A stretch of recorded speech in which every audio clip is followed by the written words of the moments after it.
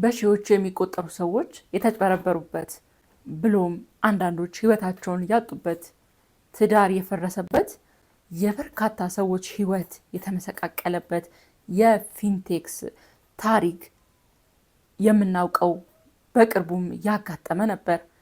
በነገራችሁ ላይ ከፊንቴክስ ጋር ተያይዞ በርካታ አርቲስቶች ሌሎችም ግለሰቦች እስር ላይ እንደነበሩ የቅርብ ጊዜ ትዝታችን ነው። እንግዲህ አርቲስቶቹ እነ ሰራዊትን እነ ሰለሞን ቦጋለን እነ ይገረም ደጀኔን ጨምሮ በጉዳዩ ላይ ተሳታፊ የነበሩ የተጠረጠሩ ማለት ነው በዋስ ከእስር ተፈተው ነበር።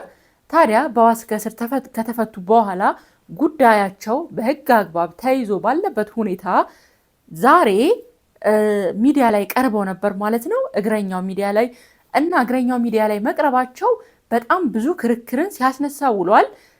እንግዲህ ህግ ምን ይላል? አንድ ጉዳይ በህግ ከተያዘ ሰዎች ቀርበው ሚዲያ ላይ ስለ ራሳቸው ንጽህና ወንጀሉን እንዳልሰሩ መከራከር ይችላሉ ወይ? ይህንን ጉዳይ እናያለን። ሲቀጥል ደግሞ ኢንተርቪው ወደ 2 ሰዓት ከዛ በላይ ነው። እንግዲህ 2 ሰዓት ሙሉ ራሳቸውን ነፃ ለማውጣት ጉዳዩ ላይ ምንም አይነት ይሄ ማስታወቂያውንም ቢሰሩ እነሱም እንደ ማንኛውም ግለሰብ እንደተጭበረበሩ እንጂ ምንም አይነት ከወንጀሉ ጋር ያው ንክኪ እንደሌላቸው እና ኮምፕሊትሊ ራሳቸውን ነፃ ለማውጣት ነበር 2 ሰዓት ሙሉ ኢንተርቪው ሲታገሉ የነበረው ማለት ነው። በኢንተርቪው ላይ ይሄንን ታዝበናል እና በርካታ ሰዎች ታዲያ ቁጣቸውን እና ተቃውሟቸውን እየገለጹ ነው የሚገኙት።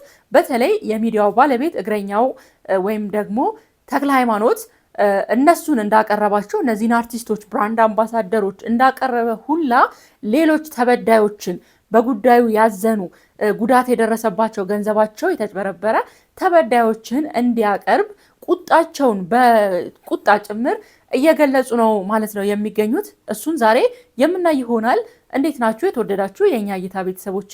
እኔ በጣም ደህና ነኝ። ዛሬ እንዳልኳችሁ እንግዲህ የፊንቴክስን ጉዳይ ነው የምናየው። በነገራችሁ ላይ ኢንተርቪውን አይታችሁታል ብዬ አስባለሁ።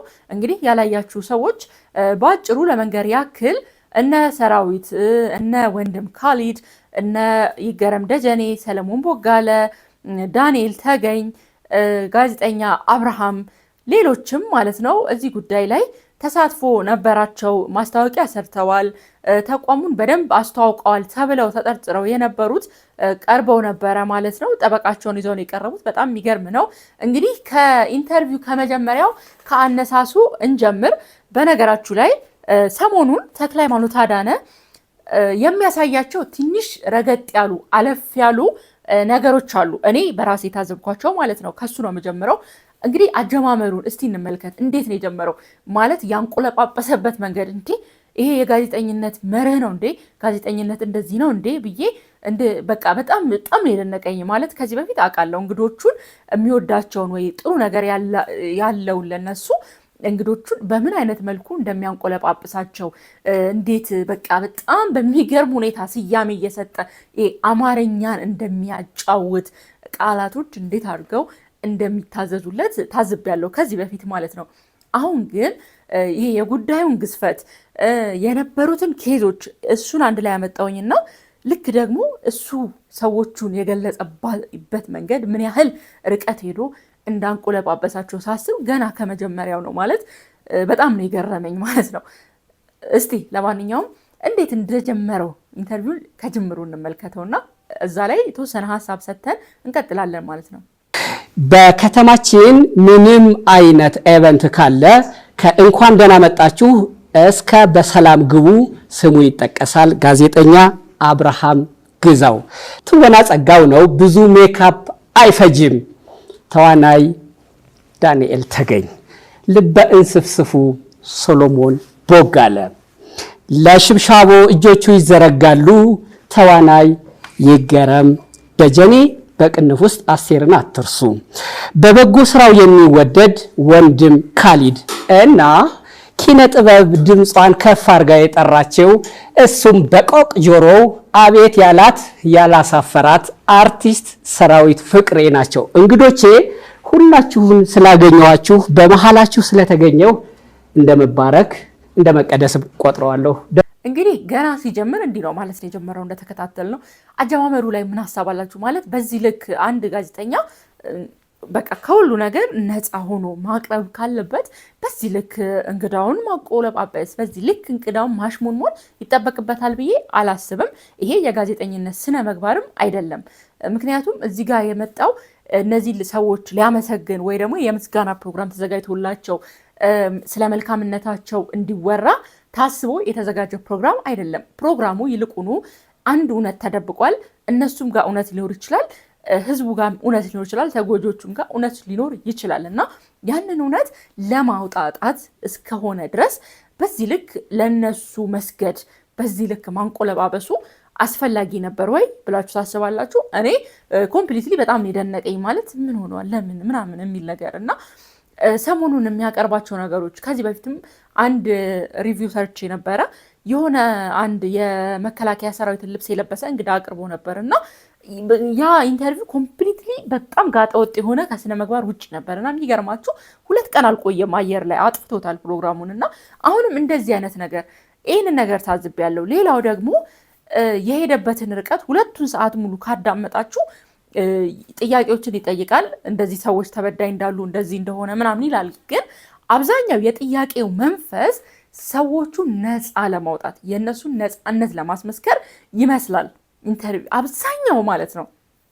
ማለት እኔ ከዚህ ቀደም መስቀለኛ ጥያቄዎችን ሲጠይቅ አውቀዋለሁ፣ ሰዎችን ሲያፋጥጥ አውቀዋለሁ። አይደለም ልክ ናችሁ ሲል አውቀዋለሁ። እና ያስታውቃል ስታዩት አጠያየቁ ማለት ነው። ይሄ ነካ ነገር ነው። ከላይ ነካ አድርጎ ነው የሚጠይቃቸው። እና እንደዚህ ትባላላችሁ እዚህ ላይ ምን ምላሽ ማለት ሌሎቹን በሚጠይቅበት ልክ፣ ሌሎችን ውጥር አድርጎ በሚይዝበት ልክ ማለት ነው። እንደዛ አልወጠራቸውም። እያንዳንዱን ሰራዊትንም ሊሆን ይችላል፣ ዳንኤልንም ሊሆን ይችላል ሲጠይቅ፣ በቃ ሁሉንም እነ ወንድም ካሊድንም ሊሆን ይችላል ይጠይቃቸዋል። ሲጠይቃቸው ከላይ ነው ነካ አድርጎ ነው እንጂ የሚያልፈው ዲቴል ገብቶ እንደዚህ በቃ ድሮ በሚጠይቅበት መንፈስ እንዴት ነው ድሮ እኔ ሳየው ይሄ ደምስሩ ግትርትር እስከሚል ድረስ ነው በስሜታዊነት የሚከራከር የነበረው እና በዛ ልክ አልሆነብኝም እና ትንሽ እንትን አለብኝ። ይሄ ጥያቄዎቹ ራሱ ትንሽ ላላ የማለት ነገር አለ ማለት ነው። እና ሌላው እንግዲህ ምን ታዘብሽ ካላችሁኝ ይሄ ከሙሉ ከኢንተርቪው እነሱ አብዛኞቹ ራሳቸው እንዴት ነፃ እንደሆኑ ህዝብ በተለይ ሰራዊት የተናገረው ነገር ምንድነው እንዴ እኔም እኮ እንደ ህዝብ ነው ፊንቴክን ማውቀውና ተጠንቅቄ ነበር አለ። ግን ደግሞ እንደ ህዝብ ነው ማውቀው የሚል የሚጋጭ ነገር አለ የሚናገሩት። ለምሳሌ ማክሲመም ጥንቃቄ አርጌ ነበር ይላል ሰራዊት ማለት ነው። በዛው ልክ ደግሞ እኔም እኮ እንደ ህዝብ ነው የተሸወርኩት ይላል። እና ማክሲመም ጥንቃቄ ያደረገ ሰው እዛ ነገር ውስጥ ለመግባት እንዴት እንደ ተራው ህዝብ ይሸወዳል? እንዴት ለምን?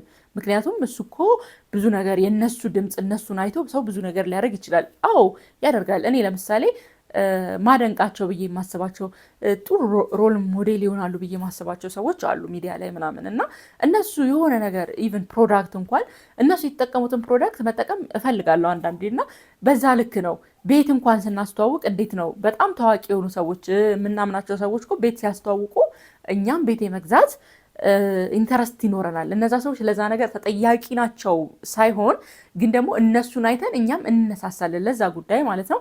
ግን ኮምፕሊትሊ እነዚህ ነገሮች ድኔን ያደረጉትና እንደውም እዛ ጋር ከቀረቡት ሰዎች በተወሰነ መልኩ ኃላፊነት ተሰምቶት የእውነት አዝኛለሁ፣ ለህዝቡ አዝኛለሁ ያለው አንድ ሰው ሰለሞን ቦጋለ ብሏል።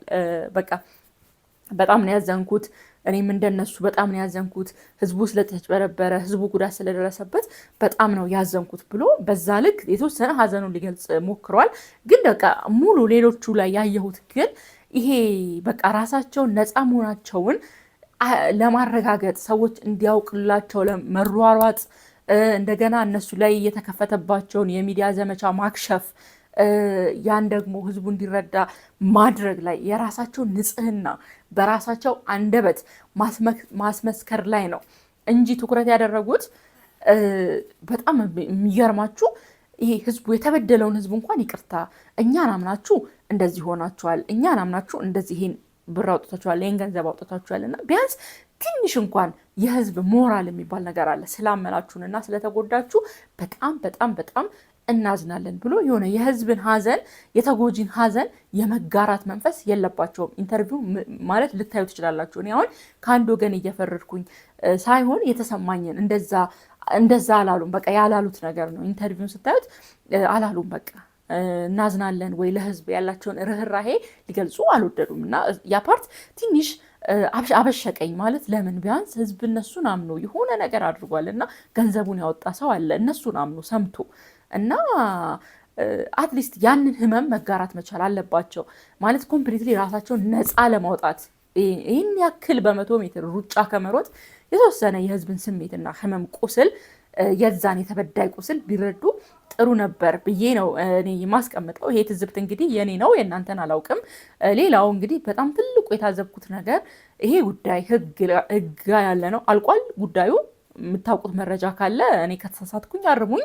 ጉዳዩ ያለቀ አይመስለኝም። በህግ አግባብ የተያዘ ጉዳይ ነው፣ ህግ የያዘው ጉዳይ ነው እና ህግ የያዘውን ጉዳይ በህግ አግባብ የተያዘ ጉዳይ እነሱ ነፃ መሆናቸውን ለማስመስከር ይህን ያህል ሚዲያ ላይ መፍጨርጨራቸው፣ እንደገና ባለሙያውም ጋዜጠኛውም ደግሞ እውነት የጋዜጠኝነት መርሆን የሚያውቅ ከሆነ ጋዜጠኝነትን በትምህርት ሊሆን ይችላል በአጫጭር ኮርሶች ላይ ወስዶ ከሆነ ልክ ነው ወይ ማቅረብ ነበረበት ወይ?